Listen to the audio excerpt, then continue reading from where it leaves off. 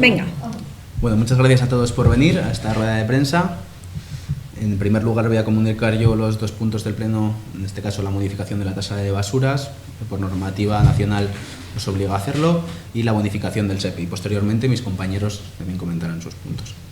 Como os he comentado, hoy se traerá a Pleno la modificación de la ordenanza fiscal sobre la recogida, el transporte y el tratamiento de los residuos, en cumplimiento con la Ley 7/2022, que se aprobó en abril, que obliga a los ayuntamientos a establecer una nueva tasa de basuras para el 2025 o actualizarla en el caso de ya tenerla.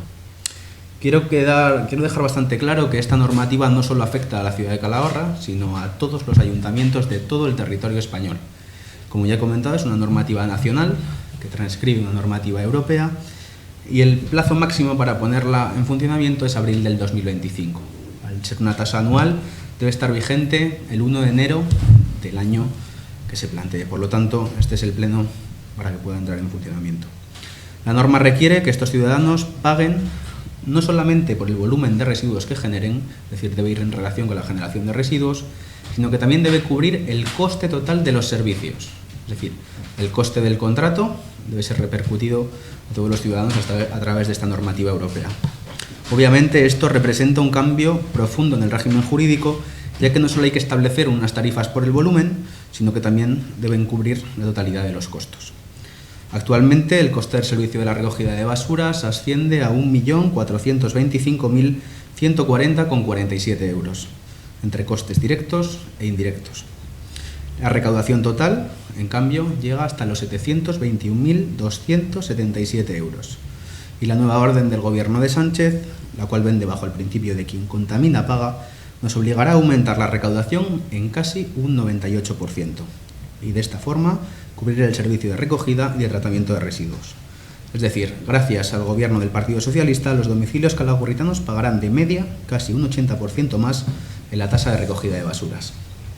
El nuevo reparto de la recaudación se define de la siguiente manera. En el caso de las viviendas, que representan el 77% de los ingresos de la tasa de basuras, se fijarán en un nuevo criterio de superficie, el cual dividirá las viviendas en varias subcategorías.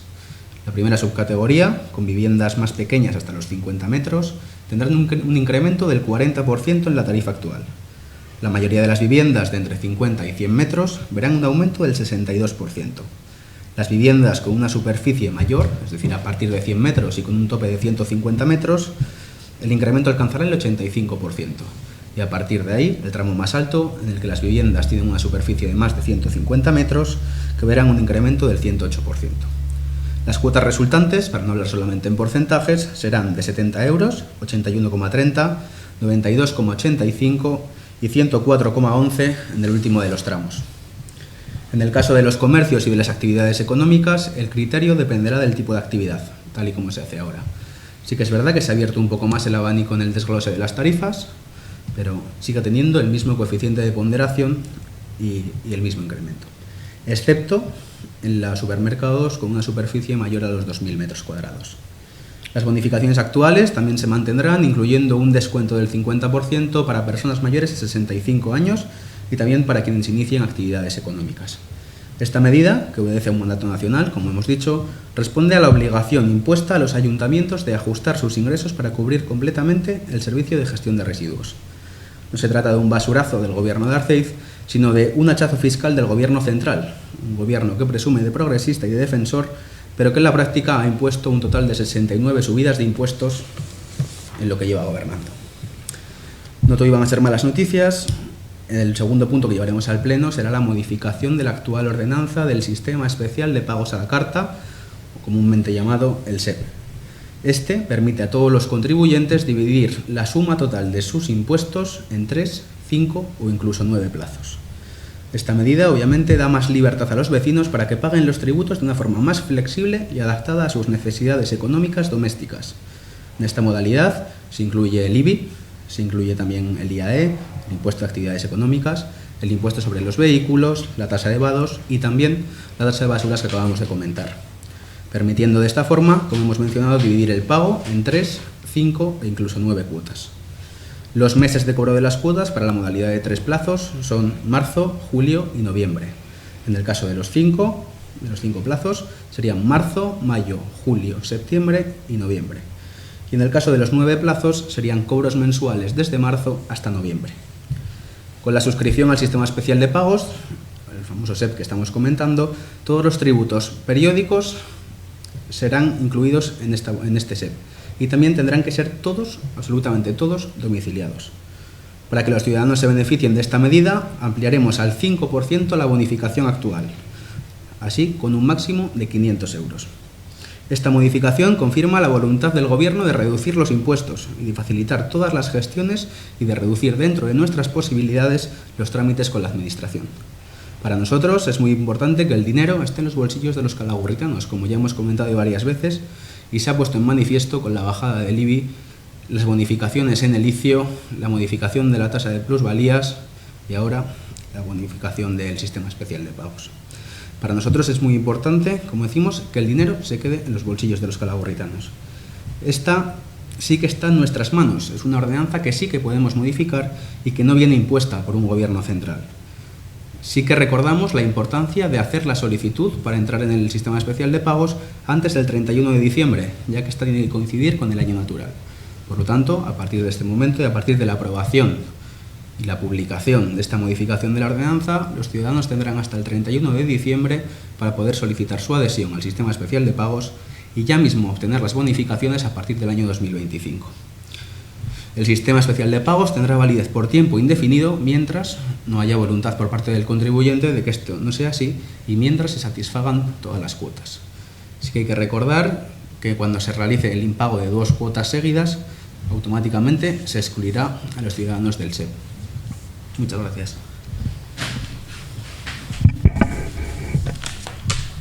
Muchas gracias y buenos días. Bueno, en lo referente al Centro Residencial Municipal San Lázaro, bueno, el equipo de gobierno vamos a llevar 2 propuestas de modificación. Por una parte, se trata de la ordenanza fiscal reguladora de la tasa del servicio y por otra, la modificación del reglamento interno de funcionamiento del centro municipal para adecuarse a esta nueva tasa fiscal. Primeramente, en lo que es la ordenanza fiscal, bueno, estamos hablando de una ordenanza fiscal de la tasa que data del año 2005, entrando en vigor en el año 2006. Este equipo de gobierno ha visto la necesidad de aprobar una nueva tasa fiscal reguladora que corresponde principalmente a la necesidad de atajar la problemática producida por su artículo 5, en la que se establece una modalidad de pago mensual, abono de la cuota tributaria, que no alcanza el importe íntegro. Es decir, por explicarlo de manera un poco más sencilla, en el artículo 5, que supone abono de la cuota, se establecen 2 modalidades de pago. Una, que sería la cuota o la modalidad principal, que es el abono de la cuota íntegra, y la segunda, que es el abono parcial de la cuota, en la que el residente paga un 75% de sus ingresos líquidos anuales y el resto de la cuota pendiente de pago se va acumulando en una deuda. El cobro de la deuda, que no venía siendo satisfecha en las liquidaciones mensuales, se hacía efectiva en el momento en el que se dejaban prestar los servicios, es decir, normalmente coincidía con el fallecimiento del sujeto pasivo, acumulándose deudas durante muchos años y por importes muy elevados, con la consiguiente complejidad en su liquidación y recaudación. Además, nos hemos visto con la problemática de que los mecanismos para asegurar la deuda se han revelado insuficientes, dado que en algunos casos los sujetos pasivos han transmitido sus bienes y fondos que podrían haberse destinado a sufragar la misma. Por lo tanto, consideramos eficiente que este artículo 5 deba modificarse y en la propuesta que hacemos en este sentido, en la modificación del artículo 5, el usuario o futuro residente de la Residencia Municipal San Lázaro, bueno, que haya solicitado plaza, que tenga o que declare ingresos insuficientes para cubrir el pago de la cuota íntegra y tuviera titularidad de bienes y derechos patrimoniales, deberá generar con estos derechos o bienes la liquidez suficiente para hacer frente al pago de la cuota íntegra, con carácter previo a su ingreso en la residencia municipal, o bien en el plazo máximo de 1 año desde la adjudicación de la plaza.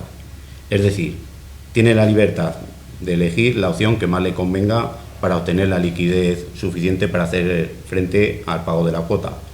puede vender el inmueble, lo puede alquilar o la operación que considere el usuario oportuna, como digo, para hacer frente al pago de la cuota. Durante dicho periodo de tiempo, el usuario abonará la cuota conforme a la opción B, es decir, pago parcial de la cuota, como digo, durante máximo plazo de 1 año. Durante dicho plazo, como es lógico, se generará la deuda correspondiente. Al término de dicho plazo, al cabo de 1 año, podemos tener los dos siguientes supuestos. Una vez verificada la disposición de liquidez, pues el residente hará pago de la cuota conforme al pago de la cuota íntegra en la opción A. Por lo tanto, ahí se liquidarían todas las deudas y el residente seguiría pagando la cuota normalmente. Y en caso de no haberse confirmado la disponibilidad de liquidez, el usuario tiene la opción de ofrecer el inmueble al ayuntamiento.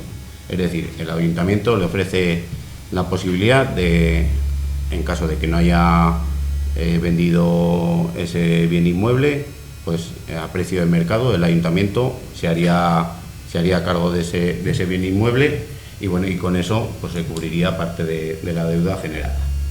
En caso de una de estas variaciones que hemos introducido en el artículo 5, que no estaba en la tasa actual, es que en caso de que la vivienda ofrecida residan personas en situación de vulnerabilidad acreditada por el área de servicios sociales, claro está, el ayuntamiento podrá permitir a dichas personas el usufructo de la vivienda hasta que no necesiten disponer de la misma. Deberá quedar acreditado que la vivienda residencial habitual de dichas personas es durante al menos 5 años anteriores a la solicitud.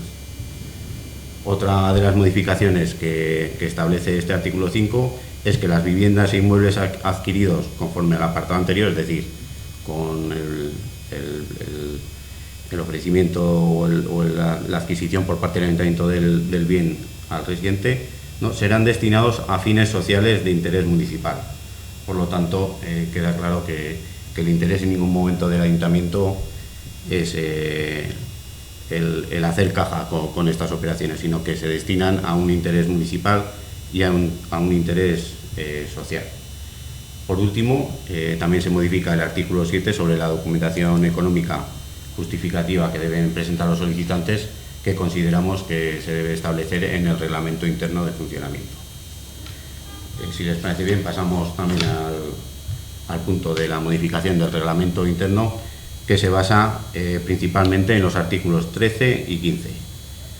Primeramente, proponemos esta modificación del reglamento pues para adecuarlo, como ya he dicho, a la nueva ordenanza fiscal reguladora de la tasa, y segundo, también que, dado que el Gobierno de La Rioja garantiza el servicio de atención residencial a dependientes de grado 2 y grado 3, al objeto de garantizar a todos los ciudadanos un servicio público, bueno, pues nosotros en este reglamento también vamos a dar cabida a dependientes de grado 1, que hasta ahora no se les facilitaba, y bueno, y garantizando así un servicio en la residencia más eficiente y más eficaz.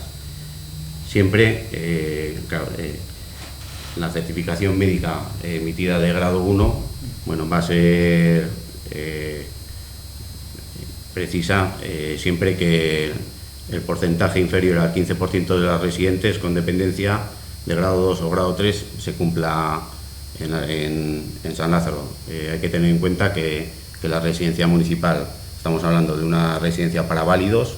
Bueno, ahora vamos a dar un poco más de cobertura a dependientes de grado 1, pero siempre que no se supere ese porcentaje, como digo, del 15%, puesto que, bueno, como es normal, los residentes entran con un certificado de validez, pero el paso del tiempo pues no pasa en vano para nadie, y bueno, pues conforme va pasando los años, pues siempre va habiendo algún grado de dependencia. Y en lo que se refiere al artículo 15, que es la pérdida de condición del residente, aportamos también otro párrafo nuevo en este artículo, que es la pérdida de condición de residente, que siempre que se dé el caso en algún residente de la residencia, ¿no?, que tenga una valoración de dependencia grado 2 o grado 3 y que requiera medidas tanto sanitarias como de equipamiento que en la residencia San Lázaro no podamos atender a ese usuario, bueno, pues se le buscará desde servicios sociales pues acogida en cualquiera de las residencias que ofrece el Gobierno de La Rioja, pues para dependientes de grado 2 y grado 3. Claro está, os vuelvo a decir que hasta que se consiga plaza en esa residencia, pues se le atenderá en la residencia San Lázaro como cualquier otro usuario normal. En principio estas son las dos modificaciones que proponemos en el Pleno y que esperemos que tengan también el apoyo de los distintos grupos. Bueno, pues buenos días. Y para terminar esta rueda de prensa, otro punto importante que vamos a llevar al orden del día del Pleno de esta noche va a ser el Plan de Ordenación de Recursos Humanos para el año 2025. Paso a detallar algunas de las medidas, las más relevantes, entre otras, que contempla este plan. Y estas son las que para nosotros más importancia dentro de todas que son importantes. Entre ellos están los programas de carácter temporal, que nos van a permitir dotar con el mínimo imprescindible y adecuado el personal funcionario interino para dar cumplimiento a objetivos temporales, prioritarios o estratégicos que apruebe el Ayuntamiento. Otro punto, como ya se ha comunicado en otras ocasiones, es el compromiso que ha adquirido este equipo de gobierno para mejorar las condiciones salariales de la policía local. En este plan conllevan las modificaciones tanto en la VPT como en la RPT de estos puestos, y para que así sea posible y dar cumplimiento a esta promesa.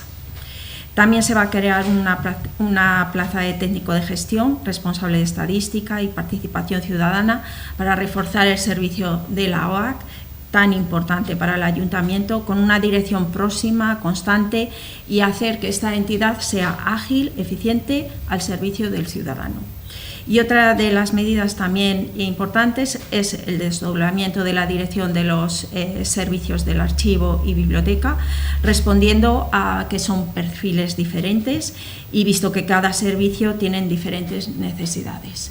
Con todo esto y alguna medida más, lo que intentamos es optimizar los recursos humanos del Ayuntamiento, ya que son unos recursos limitados, como bien sabéis, y como es los servicios públicos. Muchas gracias. Si hay alguna pregunta. Lo haremos a la hora de decidir el tipo de pago de las basuras. ¿Eso tienen impuestos también desde fuera? ¿O los baremos a qué te refieres? Comentabas pues, que son X metros cuadrados, sí. Y demás. ¿Eso viene impuesto también? No. Normalmente nosotros para la obtención de esta tasa, nos impusieron, por así decirlo, la obligación de imponer esta tasa, y nosotros obviamente, igual que nosotros, como todos los ayuntamientos obviamente que la tienen que imponer, nos veíamos en una situación prácticamente indefensa. ¿Por qué? Porque fue muy fácil tirar la piedra y esconder la mano cuando te decían que tenías que actualizar la tasa de residuos, pero no te decían ni cómo, ni cuándo, ni por qué. Nosotros para ello sí que es verdad que estuvimos barajando por el mercado y vimos una empresa dedicada, una empresa especialista dedicada a en este caso no solo a la redacción de ordenanzas fiscales, pero sí a la gestión de los residuos. Una empresa que también nos ha ayudado a la redacción del pliego de la nueva limpieza viaria, el cual ya sabéis que prácticamente se ha duplicado para luchar contra ese gran caballo de batalla que tenemos todo lo que es la limpieza de Calahorra.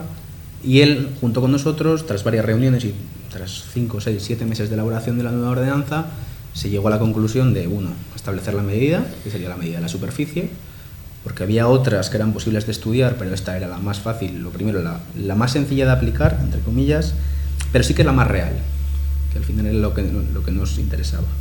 Tenías otras que eran, por ejemplo, la generación o el consumo del agua, en el que ya dependías de datos de terceros, en este caso de datos de Aqualia, y otras como la calle o el valor catastral. Decidimos que esta era la mejor de todas las alternativas, y junto con ellos estuvimos midiendo más o menos y analizando mucho el parque de vivienda de Calahorra, cuáles eran las superficies o los criterios que dentro de perjudicasen lo menos posible a los ciudadanos. Y ese fue un poco el criterio. Si hay alguna más, pues oye, muchas gracias a todos.